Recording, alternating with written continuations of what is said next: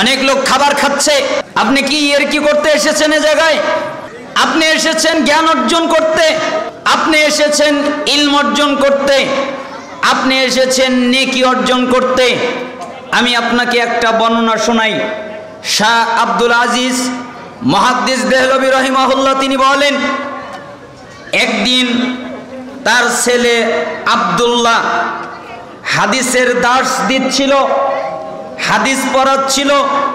হাদিস পড়ানোর মধ্যে তার পিপাসা লেগে গেল।